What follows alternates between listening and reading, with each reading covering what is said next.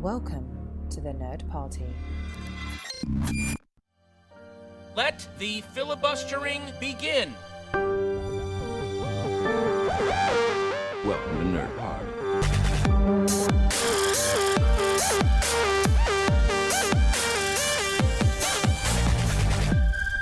Hello and welcome to Filibuster 21. I'm Lee Hutchison as always, and I'm going to do something a little bit different today. Usually we have kind of an off podcast week where we get kind of hosts of the show all kind of come together on these weeks, but sometimes life gets in the way and people aren't free to record maybe the fourth or fifth podcast of the week. So I'm going to fill in just myself today, and I'm going to try a little experiment, something I might do in these off weeks when people are busy, and do little kind of mini audio commentaries. You know, they're easy to record, easy to edit, and you know, it might be a bit tricky doing it myself. I might get bored of my own voice by the end of it, and you too. But I might do some of these kind of with small TV episodes, whether kind of an old Batman episode or Frasier or South Park, and you know, anything kind of goes. So I thought, well, what am I going to do today? And I thought, you know what? The Ski Lodge is one of my favourite episodes of Frasier of all time, and I thought I'm going to give this a go. I'm going to make this a little experiment. Let me know if you think these audio commentaries are pretty boring if it's just one person, you know. So yeah, I'm going to do an episode of Frasier called The Ski Lodge from season 5. And yeah, you can get it on Netflix, your DVD, just line it up, and if you want to listen along with the episode, just get the episode set up and we'll put it together. Or you can just listen to this in your cars, and hopefully it's relatively entertaining enough and it's not just me laughing away at the hysterics of it all. So yeah, if you're all set up, we'll have a wee countdown and then we'll dive straight into this episode. So 3, 2, 1. Like, I've always been a huge fan of Frasier since the 90s. I always, in the UK, we had on BBC, we had Seinfeld, but that was on like kind of like 10 o'clock on a Sunday evening. And then for much of the 90s, you would have Frasier and Friends on Channel 4, kind of in a double bill. So I think it was like Friends at 9 o'clock and then Frasier into 9:30. And Friends was kind of always the big popular hit here really in the 90s. That Seinfeld, while huge in America, was really very, very overlooked here in the UK, and it's not something that you can even get on reruns here in the UK. You know, it's kind of on one channel. But Frasier is kind of been a staple of British TV really since the 90s. It was kind of on Channel 4, it was on the Paramount Comedy Channel, then we kind of had it on kind of Channel 4 back again. It's you know, this morning over breakfast, there's a couple episodes of Frasier while you're having your cup of tea. And yeah, Frasier's always been kind of a staple of British, you know, television. And I think that's because it's such a British comedy at heart. It is an American comedy, there's no taking away from that. The writing style, the farce of it all, it's very British, very European, and British comedy likes to pride itself on being intellectual when it can be, you know. Well, no mention of Mrs. Brown's Boys, but Frasier really kind of ties into that classic British comedy, and I think that's why it's been a staple of television here for, wow, nearly 30 years. So why the Ski Lodge? The Ski Lodge is one of my kind of favourite Frasier episodes because I think no one does farce like Frasier, and I think this is one of the perfect examples of it. Like, the writing is just incredible in terms of how they put things together. That this is an episode where, you know, for those who have never seen it, is that Roz, who's pregnant, wins a trip to a ski lodge, and Frasier takes advantage of that because she's pregnant and goes, well, I'll give you a big screen TV, and Frasier and the gang all go up to the ski lodge for a weekend. But with the rum that's going around, the beautiful scenery, they're all looking to get some. They're all looking to sow their oats at this camp, this ski lodge. So, you know, and it's just brilliantly written. That so much comedy, you know, that these days is so base, and it's about silly catchphrases, but Frasier was always just it was so rewarding as a viewer to watch, because it respected you as a kind of, that you had to be smart to really watch it. That, yeah, you could get a few laughs out of it, but if you truly, truly wanted to resonate with it, you would you'd get a kick out of it. And that's kind of shown, especially in this episode, where you've got so many elements that are coming together and it needs to all link in. That all this kind of switching of the rooms, and we'll get to that kind of part later on.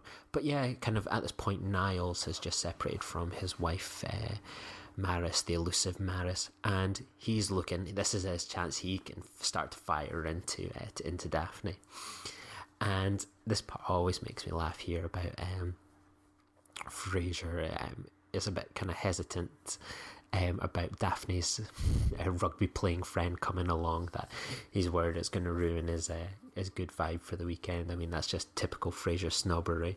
But Niles is like, oh, bring her along, anything that he's not going to let a chance at a ski lodge with Daphne go to waste. So, obviously Niles has waited 5 years for this chance, and bringing along a rugby playing girl is never going to put him off. Believe it or not, I actually played rugby at high school. I'm obviously a bit of a scrawny, not exactly well built like your typical rugby player, but yeah, I played some rugby, and I don't think I was the greatest. But this is classic Frasier here, that as soon as Daphne mentions the rugby player Annie's had a swimsuit contract, just that way he turns around, well, we're stuck with her now. He's not going to give an inch. But brilliant from Kelsey Grammer, just that little wry smile on his face. It's just that's Frasier and Niles just giving the kind of roll into the eyes. He knows his brothers. He's in now. Oh well, we're stuck with her. So yeah, like, Frasier really does these episodes so well, and they're so common throughout the series that they go to this one set, and whether it's the home or whether it's hotel rooms, cabins, they really do have a wonderful lifestyle. Frasier and Niles are here. They are up at like the camp, the ski lodge. Dad's there. Niles is Annie's there. Daphne's there, and obviously Frasier's been taking advantage of the snowy roads to get her to get Annie pushed into his arms. So yeah, like it's such a little stunning set. Even they would have had to have made this on the day, and the detail, it really does seem so believable. It always makes me chuckle that outside the property you can just clearly tell it's a painting. The all these the little kind of town and the church bell, everything outside the house, it's so still. Annie here is, I had a wee nosy to see if she's done anything really else of note apart from this episode, and she played one of the Watchers in season 7 of Buffy that was killed by Nathan Fillion. So apart from trying to be seduced by Frasier Crane, she's a Buffy Watcher. So there's something like that. But yeah, like, this is where you start to all see it kind of come together. Like, it's where it's all starting to play off now, that Annie, who Frasier's got her eyes on, is already kind of going after Niles. But it's just the cleverness of the writing. Like, oh, I'm after Dr. Crane. Well, Dr. Crane, and with Daphne being kind of her so particular that everyone's Dr. Crane to her. This bit here, does this weekend have to be about sex? Hello, and I'm Guy. Just that Daphne, that she was hoping for a lovely weekend with her friend, that's her already trying to sow her oats as well. And I think that this is such a kind of real staple of quite a 90s comedy, that really until that point I never really got the impression from watching much kind of shows that they were open about these characters being sexual beings, especially kind of women. Well, kind of we have the Sam Malones of Cheers. We've now got kind of a we can now gladly show a 90s comedy, whether it was Friends, Elaine and Seinfeld, Frasier's, Daphne, that women are sexual and have sexual urges too, which is great. But this is just brilliant, kind of directing here, just the way they all start to kind of look at each other, link in, and the camera's a brilliant storyteller here. That we've got Niles checking out Daphne checking out Guy, Annie checking out Niles, Frasier going for a walk, and then here's Guy. Where's he going to go? The camera is with us, and then they pulls into frame with Niles, and there he is checking out his butt. It's just a brilliant little beat where it tells the story so well about where it's all going to go, everyone's sexual motivation for the weekend, and yeah, I think it's good. The Daphne's trying her hardest. Is there anything you don't do? There are a few things. Note to self, my European accent is pretty atrocious here. So yeah, I mean, it's changed days from men wearing their big robes, isn't it, in the evenings. There's Niles and Frasier just pompous as always with these smashing robes. One thing I think really works so well about this episode is obviously Martin is kind of a bit deaf for the weekend. His ears are blocked up, and it's things like that as well, that his kind of lack of being able to hear really is a bit of a kind of pushes people in the right directions, and it's so funny. It's just that Annie's all over Dr. Crane, so why couldn't she be hot for Frasier? And then just like Martin hears this wrong, Annie's hot for Frasier, and then he's kind of telling people the information that this really, French cinema in particular really made like decades worth of cinema out of this kind of farce. And I think Frasier always did it so well. These were kind of often my favourite episodes, the misunderstandings, whether it was the matchmaker where Frasier's boss thinks he's gay, and where I think there were so many episodes about Frasier where people had sexualities mixed up, one with Patrick Stewart in particular, where he's almost leading Patrick Stewart's character on because he's getting a wonderful lifestyle, watches and meeting all these people myself. But yeah, it's just like the looks between these characters are so wonderful, that it's just so well acted, that this cast truly is, they're just firing on all cylinders. And I think there could be a case made that season 5 of Frasier is one of the best. It's up there with anything. And obviously this was written by Joel Keenan, who was one of the the regular writers on Frasier and even wrote the finale. It really amazes me just how the quality and level of writing that they've got here. And they love to kind of experiment with these different ideas, and how to kind of write scenes. And I think that for the most part, Frasier with camera movement, because a lot of it was kind of set in the apartment, Cafe Nervosa, it wasn't the most exciting thing to look at visually. It was very much that kind of multi-camera shoot. But I think when they've got a kind of location that they've made like this, and you can see that they can use the camera to kind of be part of that, kind of to sometimes tell a little interesting kind of thing, like they were saying with Guy, they put him into shot with Niles to kind of tell that the romance is going to be there. And it's an exciting location that's obviously been built around, let's be creative with the camera. And I think this is definitely one of the more interesting episodes of Frasier in terms of visual direction. So obviously we're now seeing kind of a lot of the misunderstandings. Oh, Daphne wants me, and dragged her off in a jealous rage. No, Annie's hot for me, and it's just kind of cranking it up there. You're delusional, Niles. Well, we're kind of in on the whole thing. We know where everything's kind of going, and it's kind of Martin really is the instigator of all this with the misunderstanding, misunderstanding room, thinking Niles is gay. There's a lot of kind of great stuff here, and he's almost playing the kind of village idiot role to kind of get everyone else to push them along in the plot. And it does really feel all natural. That it's very, very good. I'm sure we've all had those experiences where our ears have been blocked and we're all kind of like, we're nodding along and we're kind of saying things just to get them through. So yeah, I just love that. You're a wonderful father.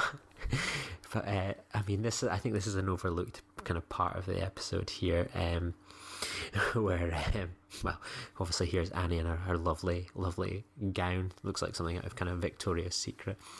But yeah, like Martin kind of comes together and goes, oh, these take hours to make, but you know, it's a, you know, he takes it back and he talks about making it for his wife at the time, and when he was wanting to pop the question, and he's getting the Dutch courage, and it's a lovely story, and you know, it makes you really reflect and think.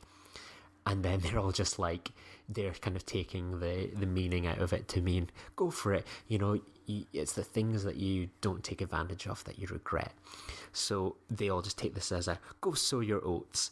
And we've obviously got, they all just sit down. He's just looking forward to a lovely drink with his friends and a little tender moment, perhaps sharing stories. But nope, they all just quickly rush off to their beds. They just can't wait to get their pants off. So yeah, it's a lovely little moment. I think it's kind of can be overlooked here. It's just that, I mean, the writing is so sharp that for a 22-minute long comedy, every line is just so sharp. Every line is pushing forward the plot so well. And I think that's kind of one of Frasier's strengths compared to a lot of modern comedy. Take something like The Big Bang Theory. The Big Bang Theory is just shoving lines in the face like, oh yes, we're going to play a game where it's the Doctor Who's in the TARDIS, but really he's kind of going to Minas Tirith, blah blah blah, and it just shoves stuff on the page. Whereas Frasier, every line is like a beautiful song. Every line has got a meaning, a purpose, and is pushing the plot forward. It's telling us something. It's something, you know, there's not a moment wasted where you think, that what's that line kind of purpose for? It's excellent. And he even just thinks, here, we've got the wrong rooms. So once this is your kind of, you know, your setup, just kind of setting up where the kind of plot's going to go for the next kind of 5 minutes as they all swap the rooms, trying to catch up with the person that they think is interested in them. And yeah, it's just one of the best bits of kind of visual comedy and writing this next 5 minutes. I never ever get bored of it. I always remembered watching it for this episode for the first time. I used to get a bit of a Frasier marathon on the Paramount Comedy Channel in the 90s on a Sunday, and I would record a bunch of episodes, and then I would watch them after school on a Monday. And I remember just sitting watching this one for the first time, and I just couldn't breathe. I just thought it was the funniest thing. And this is the first of many times that, well, one of many times that Niles has confessed his love for Daphne, but has in fact made a mess of it, as he says it's someone just in the bathroom, and it turns out to be Annie in her wonderfully short dress. Oh, but here's Guy to save the day, so Niles goes off with him, and it's just it's so good. Yeah, I'm going to find it hard not to just sit in awe and just giggle away at something I've seen, you know, kind of 100 times over. Like, even as a kid, I was in my kind of, I was 8, 9, 10 when I'm watching kind of Frasier, and well, the jokes weren't something I always got or understood. I just loved these characters and the comedy, that for what I could get, there was so much that I was able to enjoy as such a young boy. And Frasier is something I've always kind of gone back to. It's a well I've always minded. I've watched it over repeatedly. It's been a kind of staple of kind of TV viewing for me, that if I'm kind of like, oh, I'm feeling maybe a bit down or glum, or just looking for a way to spend an entire Sunday afternoon, just like, oh, what am I going to watch? Oh, I'll just shove on Frasier. I'll watch maybe four or five episodes of that, which sometimes usually turn into 6 or 7. And I always love Niall's face there. I'll see you later.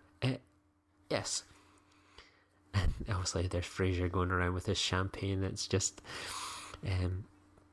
I think one thing we always say with kind of Frasier is that I would say it would probably be my favourite comedy of the 90s, between the kind of the three titans, which would be obviously Seinfeld, Frasier and Friends. You know, Seinfeld would be very close to Frasier, but in terms of kind of Friends was something I watched, but I don't think it's got much replay value. Once you've watched it once, you've kind of got everything you need out of it, whereas Frasier and Seinfeld, there's so much to mine from it. And here's Annie now waiting in Niall's bed, and he's pulling the moves on him, and just the little beat there from Niles when Daphne's like, I don't want Niles, and just like that little 2 seconds of like, oh, the classic line here, well, I don't do those anymore, when she's thinking that there's going to be a little threesome. It's just and a cool little storytelling, that this idea that this promiscuous Brit.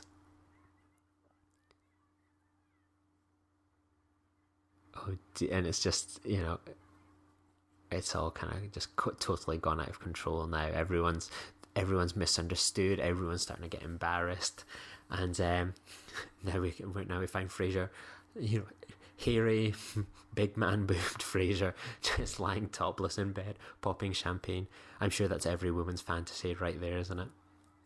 I always regret it. I was in New York, I think, about 8 years ago when Kelsey Grammer was in a Broadway play, and I was so gutted not to be able to get a ticket when I was over there. I was like, oh, the idea to see Kelsey Grammer on the stage would have been something to marvel at. I love this line with Frasier here. You're not even the sex I want.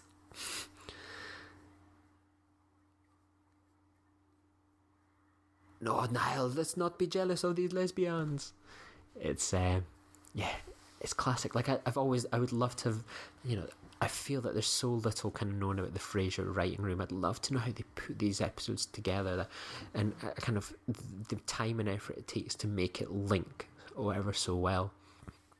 That, and you can imagine an episode like this, you must have post-it notes all up on the wall to like, okay, so such and such is here, and then this character goes here, here, here, and there. Good ego boost for Niles. 2 people are after him that night, but not Frasier. No one's after Frasier.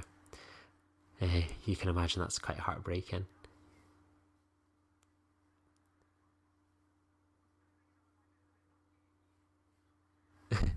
And also another one of those many times that if someone mistakes a cream boy for being gay. And I've always enjoyed that about Frasier, how that was kind of a staple of so many episodes where these kind of misunderstandings about people's sexuality, and that was a very, kind of all popular really quite in the 90s, that kind of gay characters in comedies were being more accepted and people were willing to talk about kind of male sexuality out with just kind of heterosexual relationships, which were kind of a staple. And I love that kind of Martin comes in, he's been deaf. Will you keep it down? Will you keep it down? These ears finally pop. Oh, carry on. He's just, it's a classic little beat. I think this is just one of the, for people that are wanting to write comedy, I think this is just a fantastic example of writing, and it should be taught in schools that this is in examples, and I think we've lost that. Very few comedies these days are as smart as this, as well written as this, as well cast as this. Nowadays it's just so boring. I don't think there's, probably since Parks and Rec left the air, I don't think there's any comedies I regularly watch or download or stream that's new. It's so disappointing.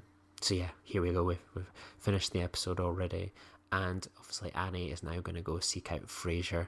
Frasier's finally gonna get what he wanted, but unlucky for Frasier, he's popped off to the toilet, so he's missed out on a night of hot sex, probably with Annie, in favour of by popping out for a few biscuits. So yeah, this brings the end of this episode. Always enjoy hearing the Star Trek theme, close a Paramount thing. So yeah, hopefully you enjoyed this episode. As I say, I might do this as something as a little kind of in the off weeks if none of the hosts are free to do a podcast. And let me know if you think this worked, if whether you thought it was, maybe you get a bit bored of hearing me just talk endlessly in your car for 23 minutes. I can imagine it's not the most exciting commute in the world, but please let me know, and let me know what you think of Frasier, the Ski Lodge, and as always, please rate, review, and subscribe. It really means a lot to us. We see the reviews that are left for the show, and it can really make it all the worth the while, all the time and effort that we put into these things. It does mean a lot. So thank you very much, and I'll hopefully be joining you next week. I love you. Bye. Join the revolution. Join the Nerd Party. Welcome to Nerd Party.